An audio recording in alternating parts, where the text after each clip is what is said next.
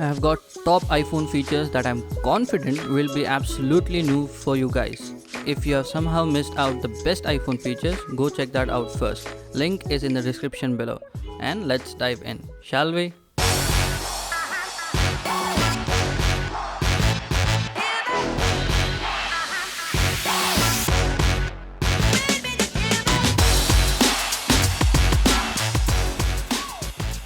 Do you delete messages by tapping on edit and selecting messages one by one and then delete?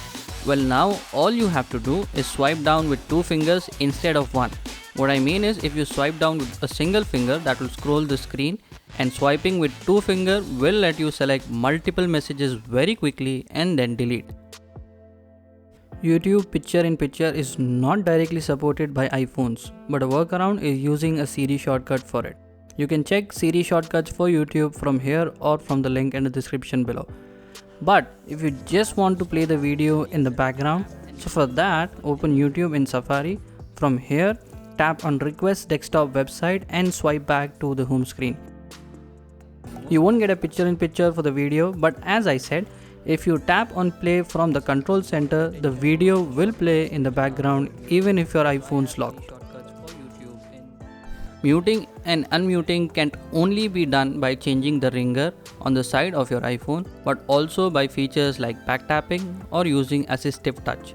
But I'm not talking about that because that's easy to set up. Now say if you want Siri to mute or unmute your iPhone and you ask her to do that, she'll mute or unmute but the volume of your iPhone and not the ringer.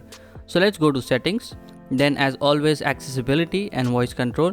Enable voice control first and then tap on customize commands. Scroll down and find device here.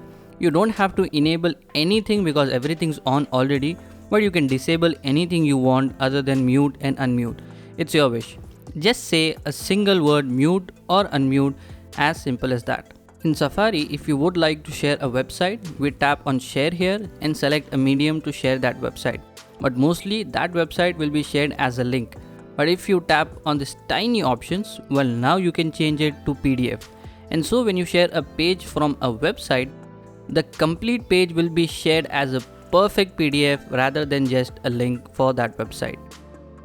Get ready guys, because you are about to learn one of the best features from this video. In Photos app, if you open an album, this album named Wallpapers for example, now don't enlarge any image and tap on the three dots. From here you can get a zoom in view or sort and filter your pictures or even play memories and slideshow.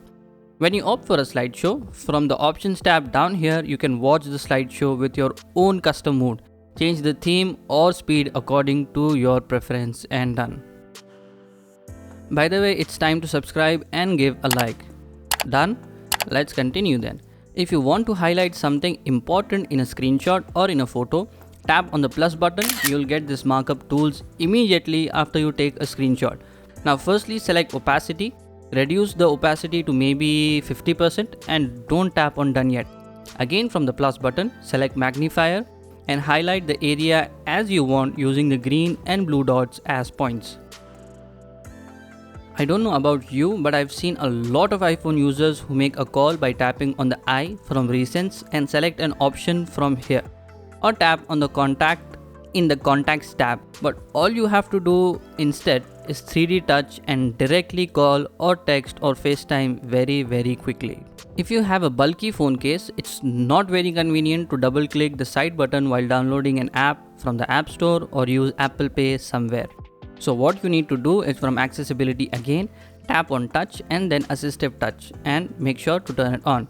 Scroll down and enable double click with assistive touch. Double click, put your password, double click again. Now instead of double clicking the side button while downloading an app, tap on assistive touch. Device should be one of the options here. You can add it if it's not available. Tap on more and then Apple Pay. Now tap on Apple Pay again. I know this is a longer process, but trust me, it becomes super fast with time. There are 1,000 features in the iMessages app, but the one which is super cool is while sending a text to someone, all your apps which are compatible with iMessages will be displayed here. Now you can search and share a YouTube video or Shazam a music playing near you or even send an image from Google Photos. But it doesn't end up there. Type along a message, a short one if possible, and 3D touch on the send button to get these effects. Select one of them and share. The effects will play for the text as well as the attachment. Now how cool is that?